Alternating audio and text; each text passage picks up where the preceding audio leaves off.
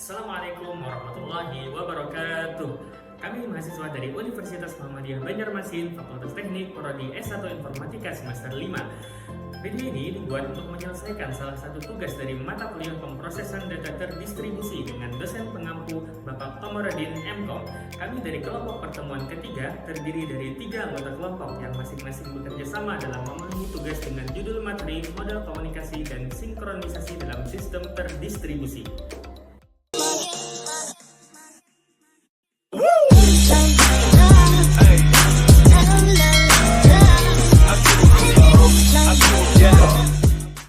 Sebelum kami masuk ke pembahasan video lebih lanjut, izinkanlah kami untuk memperkenalkan diri terlebih dahulu.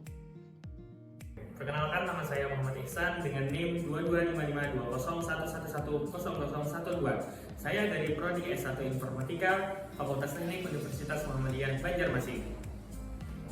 Perkenalkan, nama saya Yusuf Alparabinatawiyata dengan NIM 22552011100022 dari Prodi Teknik Informatika Universitas Muhammadiyah Banjarmasin. Perkenalkan, nama saya Teguh Chandra dengan NIM 22552011100027 Prodi Informatika Fakultas Teknik Universitas Muhammadiyah Banjarmasin. Baiklah, kami dari kelompok pertemuan ketiga akan mempresentasikan video dengan judul Model Komunikasi dan Sinkronisasi dalam Sistem Terdistribusi. Baiklah, saya akan menyampaikan beberapa pokok pembahasan yang akan kami bahas dalam video kali ini.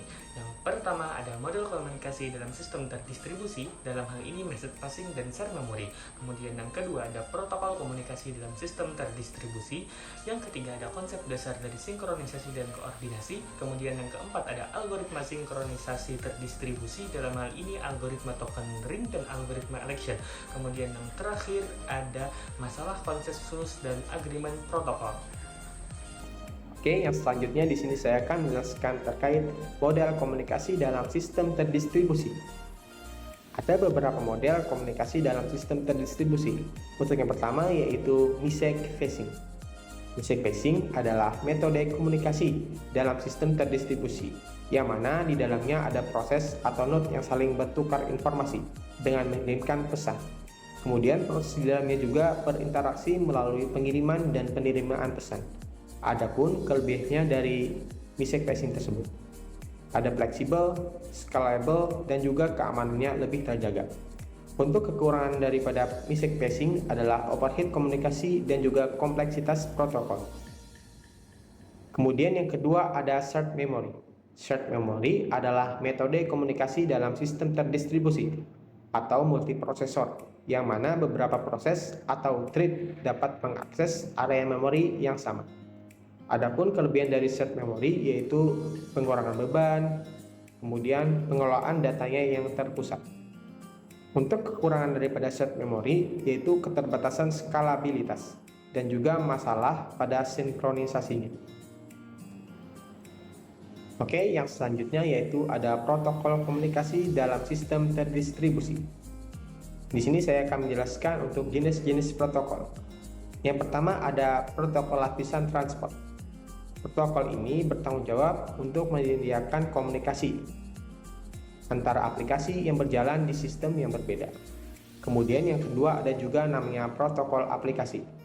Jadi protokol aplikasi ini adalah protokol yang mana digunakan oleh aplikasi untuk berkomunikasi dalam suatu jaringan. Kemudian untuk yang ketiga yaitu remote procedure atau RPC, yaitu untuk memanggil fungsi atau prosedur di sistem lain, biasanya di server, yaitu seolah-olah itu adalah panggilan lokal. Untuk yang keempat yaitu protokol middleware, yaitu perangkat lunak yang bertindak sebagai perantara antara aplikasi dan sistem operasi ataupun jaringan. Kemudian yang kelima ada juga namanya protokol sinkronisasi dan konsensus. Jadi protokol ini digunakan untuk mengkoordinasikan dan memastikan kesepakatan antara proses atau node dalam sistem terdistribusi tersebut. Oke, yang selanjutnya di sini saya akan menjelaskan terkait perbandingan protokol. Yang pertama ada dari segi keandalan, TCP lebih andal daripada UDP. Kemudian yang kedua dari segi kinerja, UDP biasanya lebih cepat daripada TCP karena tidak ada overhead untuk pengendalian aliran atau pengecekan kesalahan. Yang ketiga ada juga dari segi kompleksitas.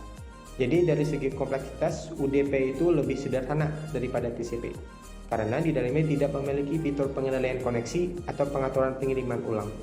Oke, di sini saya ingin menjelaskan konsep dasar sinkronisasi. Yang pertama itu ada mutual extension atau mutex. Ini mekanisme yang hanya memastikan satu proses yang dapat mengakses sumber daya bersama pada satu waktu. Contohnya, kamu dengan teman kamu nih, sama-sama ingin pinjam buku di perpustakaan. Mutex ini seperti kartu pinjam. Siapa yang duluan dapat kartu itu, dia yang bisa pinjam buku tersebut. Yang lain itu harus nunggu dulu sampai buku tersebut dikembalikan. Yang kedua tuh ada critical section. Ini tuh bagian kode dalam program yang mengakses sumber daya bersama dan harus dieksekusi secara eksklusif. Contohnya tuh gini. Anggap kamu lagi main game online. Saat kamu buka inventory kamu buat tukar barang, dan itu tuh cuma kamu yang boleh buka inventory kamu supaya tidak tiba-tiba dicolong orang gitu. Yang selanjutnya ya ini ada deadlock and left lock. Deadlock nih dimana dua atau lebih proses saling menunggu satu sama lain untuk melepaskan sumber daya. Sedangkan left lock tuh kondisi dimana proses-proses terus berubah status tanpa memuat kemajuan yang berarti. Contoh dari deadlock nih gini. Hebatkan nih, ada dua anak berebut mainan. Tidak ada yang mau yang lepas, akibatnya ya tidak ada yang bisa main gitu. Itu maksud dari deadlock. Kalau deadlock nih contohnya seperti dua anak yang saling mengalah terus di pintu. Ya kamu duluan, tidak kamu saja dulu. Jadi tidak ada yang masuk gitu. Stuck di situ-situ aja gitu. Yang selanjutnya ya nih ada mekanisme koordinasi dalam sistem data terdistribusi. Yang pertama itu ada ladder election. Ini tuh adalah proses memilih satu node dalam sistem terdistribusi untuk menjadi koordinator. Contohnya gini, pas kamu lagi bikin kelompok belajar, kalian itu milih ketua kelompok. Pasti kalian tuh milih ketua kelompok tuh yang jago dan paling bertanggung jawab gitu. Yang selanjutnya ini adalah distribusi transaction. Ini tuh maksudnya adalah serangkaian operasi yang melibatkan beberapa komputer dalam sistem terdistribusi yang halus dilakukan secara anomik. Contohnya tuh gini, memastikan pesanan online sampai ke pelanggan dan pembayaran masuk ke kas dengan benar. Itu contohnya. Yang selanjutnya adalah distribusi mutual exclusion. Maksudnya ini adalah implementasi mutual exclusion dalam lingkungan terdistribusi untuk mengatur akses ke sumber daya bersama. Contohnya tuh gini, mengatur jadwal penggunaan lapangan olahraga agar tidak bentrok antara kelas gitu. Yang selanjutnya ada distribusi snapshot. Maksudnya ini adalah teknik untuk merekam keadaan global sistem terdistribusi pada satu waktu tertentu. Contohnya tuh gini, pas UAS online, dosennya minta semua mahasiswa tuh upload jawaban pada detik yang sama. Ini tuh buat mastiin nggak ada yang curang dengan waktu tambahan gitu. Yang selanjutnya adalah vector clock. Maksudnya adalah metode untuk mengurutkan kejadian dalam sistem terdistribusi berdasarkan hubungan kausal. Contohnya tuh gini, cara mengurutkan kejadian dari berbagai kelas seperti antara lomba kelas gitu. Yang selanjutnya adalah quorum system. Ini tuh teknik untuk memastikan konsisten dan kesediaan data dalam sistem terdistribusi melalui voting. Contohnya tuh kayak keputusan dibuat jika sudah disetujui lebih dari setengah kelas gitu. Yang selanjutnya yakni tantangan dalam sinkronisasi terdistribusi. Yang pertama tuh ada partial virus. Maksudnya itu adalah situasi di mana sebagian komponen sistem gagal sementara yang lain tetap berfungsi gitu. Contohnya gini, kamu lagi kerja kelompok nih online, tiba-tiba laptop satu anggota nih mati. Kerja kelompok itu tetap harus dilanjutkan meskipun ada yang berhalangan gitu. Yang selanjutnya ini adalah network latency dan unreachability. Maksudnya ini adalah keterlambatan dan ketidakandalan dalam komunikasi antar komponen sistem terdistribusi. Contohnya gini, main game online tapi lag. Kadang kamu udah gerak tapi di layar teman kamu tuh masih diam aja gitu. Yang selanjutnya adalah scalability. Maksudnya itu adalah kemampuan sistem untuk menangani peningkatan beban kerja atau ukuran data tanpa kehilangan kinerja. Contohnya gini, dulu sekolah kamu tuh menerima murid cuma 100 murid. sekarang 1000 murid. Jadi gimana ngaturnya gitu. Yang selanjutnya adalah clock drift. Clock driftnya adalah perbedaan kecepatan dan waktu antara jam-jam pada komputer yang berbeda dalam sistem terdistribusi. Contohnya gini, kamu janjian jam 7 malam, tetapi ternyata jam di tangan kamu tuh lebih cepat 5 menit dari jam temanmu. Jadinya kamu tuh nunggu sendirian selama 5 menit. Gitu. Materi yang selanjutnya yakni algoritma sinkronisasi terdistribusi. Yang pertama tuh ada token ring. Token ring ini beredar antara node dalam jaringan cincin. Node dengan token dapat mengakses sumber daya bersama. Yang selanjutnya ini ada algoritma election tuh ada dua. Yang pertama ada bullet algorithm dan ring algorithm. Kita lanjut ke pembahasan materi yang kelima, yaitu masalah konsensus dan agreement protocols. Di sini masalah yang pertama yaitu Byzantine General Problem.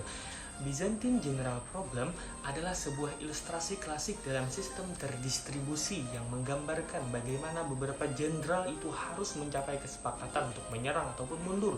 Meski ada kemungkinan beberapa jenderal adalah pengkhianat yang mengirim pesan berbeda ke jenderal lainnya. Masalah ini mempresentasikan tantangan mencapai konsensus dalam jaringan komputer di mana beberapa node mungkin rusak ataupun berbahaya. Kita lanjut ke permasalahan yang kedua, yaitu Paxos Protocol. Paxos Protocol adalah protokol konsensus yang memungkinkan sekelompok komputer dalam jaringan terdistribusi untuk mencapai kesepakatan tentang suatu nilai meskipun beberapa komputer mungkin gagal atau jaringan tidak reliable. Kemudian, protokol ini bekerja melalui serangkaian peran, yaitu proposer, akseptor, dan learner, dan fase komunikasi yang terstruktur untuk memastikan semua node yang berfungsi akhirnya mencapai keputusan yang sama. Lanjut ke permasalahan yang ketiga, yaitu Rough Consensus Algorithm.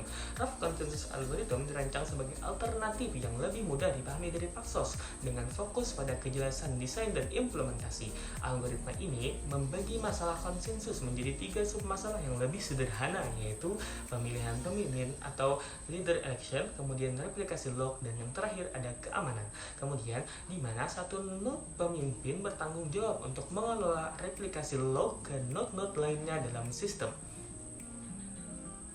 Kita lanjut pada bagian yang terakhir, yaitu kesimpulan.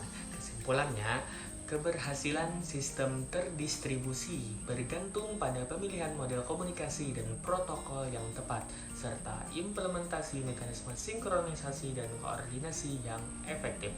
Kemudian, pemilihan algoritma harus disesuaikan dengan kebutuhan spesifik sistem dengan mempertimbangkan tantangan utama seperti skalabilitas, konsistensi data, dan penanganan kegagalan. Baiklah, itu saja yang dapat kami sampaikan. Terima kasih karena telah menyempatkan waktu untuk menonton video ini. Semoga informasi yang telah kami sampaikan tadi dapat memberikan wawasan dan inspirasi yang baru bagi kita semua. Assalamualaikum warahmatullahi wabarakatuh.